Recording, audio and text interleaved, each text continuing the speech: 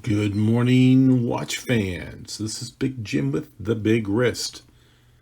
I am coming to you from Las Vegas, and we are going to talk about everything I bought.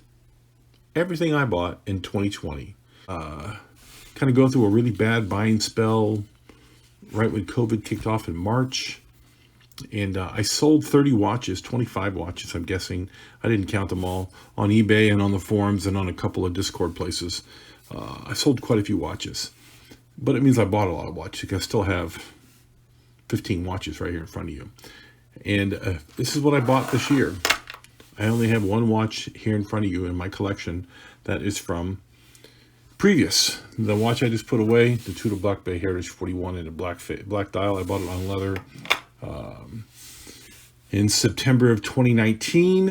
Everything else in front of you I bought and considered a keeper.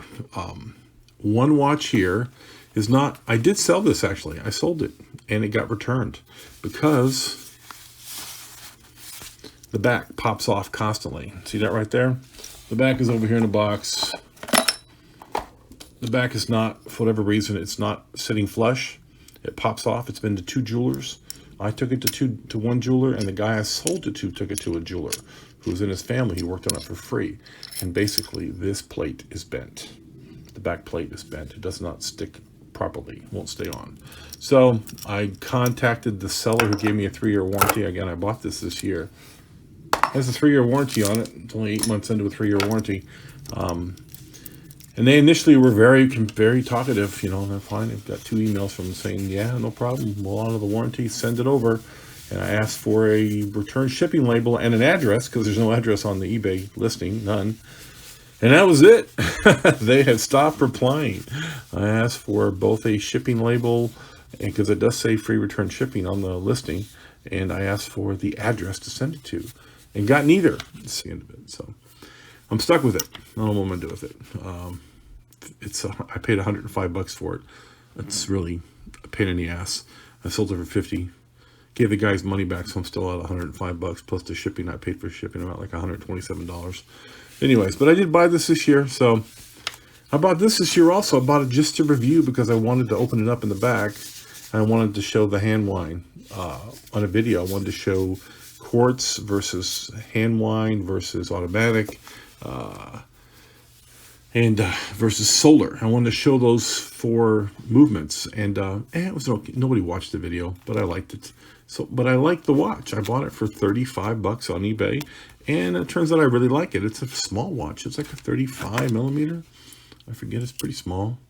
I forget how small it is. Yeah, it's a 37. So, you know, it's kind of tiny for my wrist, but for some reason, I kind of bonded with it. Cool. Anyways, I bonded with it, so I kept it, and it's in the, you know, it's in the watch box, and it's an automatic. It keeps good time. My daughter bought a cheap Citizen or a cheap Armatron battery powered, quartz powered Mickey Mouse watch, and I just thought it was pretty hideous. So I got her a Citizen automatic Mickey Mouse watch, much nicer Mickey Mouse watch than what she has. It's got the Mercedes hands that I don't like, but it's not my watch. I wore it occasionally. It's a very small watch. It's like a 34 or 35, but I got it for my daughter. She has, you know, she has a slight taste in watches. It's a 35, 35 and a half. She has a little bit of a thing for watches, so, you know, I got her a better quality Mickey Mouse watch than what she has. That's, you know, just for her. But I did buy it this year, so I bought all these this year. I bought the Rolex in the first week of March in the COVID lockdown first happened. I bought the Rolex, and anyways, one day later, this popped up for sale. What I originally wanted was a blue Tudor and couldn't find it for under $2,000. Popped up on a bracelet with the extra strap for $2,000 with a wicked scratch. And I took that scratch out when I got it, but then I scratched it again, so I'm going to leave it alone. But the scratch was right there. The scratch was, I think it was just above the 2. And now there's another one above the 1. I mean, if it shows up or not, but anyways. You know, watches get scratched. Stainless steel is famous for scratching. So, you know, I bought everything else. This is a modified SKX. I've had 8 or 10 SKXs in the last couple of years. It's kind of my first foray into watch modding, and some was a success, some was a terrible. It's kind of why I started this whole channel, was I wanted to show how I've modded some watches, and some of my early videos have 5 or 6 of my modded SKXs, and I'm relatively proud of those. And this is the one I kept, and this is, of course, the one that broke immediately. I kept it, took it in the water, patted it a while. I think I got it right. I think I bought this right in January. I'm pretty sure I bought this right in January. It is a Tudor Pelagos mod on an SKX, so it's got the Pelagos look, which is kind of cool. It's got the snowflake hands and the big indices, and I really like this watch. But it's the one I kept, and I've sold all my other SKXs back in September, and immediately took it in the pool, the very last week of the pool, and it fogged up. Very depressing. So anyways, sent it off to TikTok Watch Repairs. I did a video on that already, and the repair was fantastic. The repair is perfect. It cost more than it should have cost. So now I have $500 into an SKX, and I almost can't sell at this point. It's got a good bracelet on it. You know, it's comfortable to wear. It's accurate. And I've got $500 in it, unfortunately, so I feel like I can't sell it at this point. I'm just going to take a beating if I do sell it. You know, and I got my Samurai in the same time frame, and it came, you know, damaged case back, bad scratch, but it came with 2 straps, and, you know, just love so this is the one I really love. This is the diver I wear 90% of the time. If I'm going to wear a diver, it's going to be the Samurai. It fits me well. It's 44. It's a big watch. These are 42s and these are 44s. Fits me really well. So, like I said, I bought the Rolex in March. And then I kind of fell into a GSHock hole and had a bunch of GShocks. I gave one away on the channel already earlier. I had a bunch of GShocks, and I've narrowed it down to these 5 GShocks. And 3 are GA2100s in different modifications.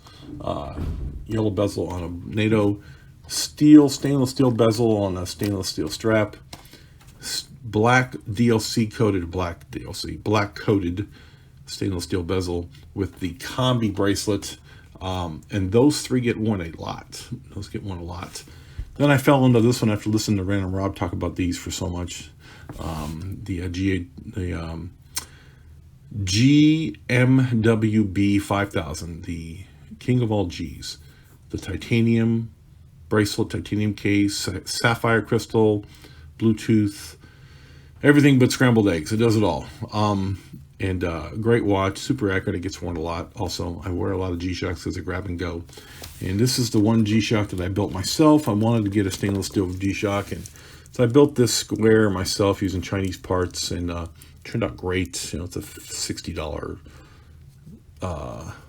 solar GSHock. I think it's solar and it's multi-band. It is multi-band and solar. And then I bought the $80 for the bracelet and the bezel and put it on, and I like it. I don't wear it much. I have too many other watches to wear. So this is probably the one that gets worn the least, because when I'm going to wear a G-Shock, I'm almost always going to reach for one of these 2. The black on the combi or the yellow on a NATO. These are the ones that get worn the most of all my Gs. Followed closely by this G-Shock, the king of all Gs. So, you know, and I bought this one somewhere, and I bought this one on a whim, listening to Mark talk about his watches and what he had for sale and what the new watch he just came out with, and I bought it literally on a whim, and it showed up in 3 days, and it was a great buy. You know, it's a great watch, and I'm really glad I bought it. I just put it on NATO and leave it there. Put down and bought the Longines, the Longines Heritage 43. You know, it's a big watch. I'm a big man, and I really like it. It's super comfortable. Really pretty watch, very accurate. It's everything I want in a watch.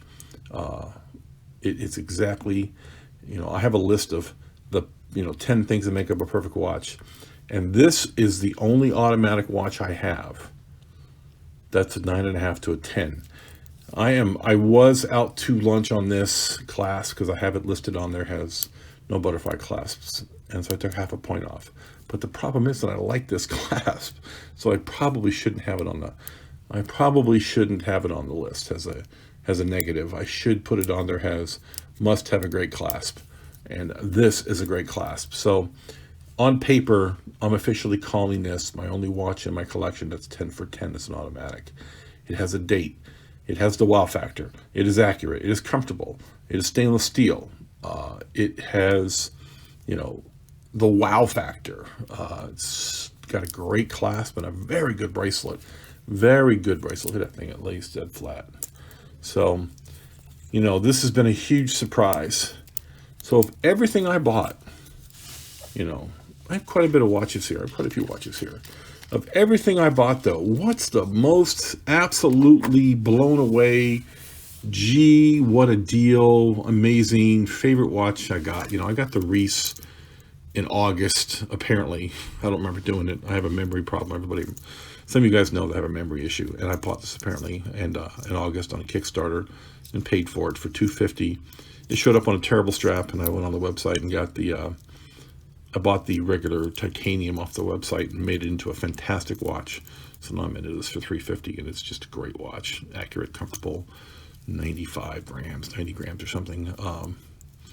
40 millimeter watch that I really like. It's a little small, but it's okay because I like it. So I keep it. I buy what I like. I wear what I want.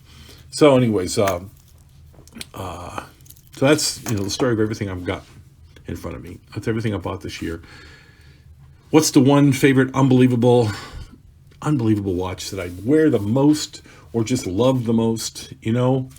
And it's going to be a dead tie, I think. It's going to be a tie between this GA 2100 black with the white indices. You know, it gets worn a lot.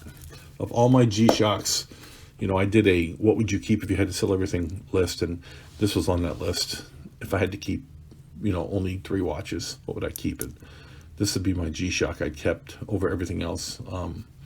I just love it to death. It is easily my favorite GShocks. I'm in love with a $100 GShocks. So number 2, you know, the number 2 worn watch is a huge surprise for me also. I never was a rubber strap guy, and it's the blue Tudor Black Bay Heritage 41 I got back in the March 4th or 5th, whatever day it was. You know, once I got the watch for the bracelet, I got it because I needed the bracelet and I liked the watch, and I wasn't going to spend $800 on just the bracelet for that watch. That's what Tudor wanted for that bracelet. Ridiculous. For the proper bracelet with the proper end links, new in the box. Couldn't even find one used until I stopped looking. Then I found one used. Anyways, but this watch came on a bracelet with the rubber strap in the box, Everest rubber strap. And it's not a perfect strap because you can see it's on the last link, and I have it on the Tudor buckle from the leather strap this originally came on. I took the buckle off and put it on the rubber. So, but it gets worn a lot because it's just comfortable and it's sporty and it's accurate, and it's, you know, it has a little bit of panache, and it feels good on the wrist, and even on the very last buckle, the very last notch, it still feels good. And that's because the buckle kind of holds the weight of the watch nicely. The regular buckle that came on here, which I still have, is just a regular watch buckle. It's like a NATO buckle. It's nothing special. It's just a buckle. It looks like this, you know, it looks like a regular buckle. It's just heavier. It's nothing special. But this particular deploying clasp, you know, has a fold over safety. It does this, you know, it just fits. It fits in there beautifully. You know, it wasn't designed for this, obviously, but I like it. So it's the way I wear it. So these are the 2 watches that I love the most of what I bought this year. Really impressed with them. You know, my taste has changed significantly. I was a quartz guy, only quartz guy for 25 years, and started slowly getting into automatics, and now I've got mostly automatics and only a few quartz watches. So that's kind of nice. My 2 favorite things I bought this year, right here, folks. Hope you enjoyed the video, and I will catch you on the next one.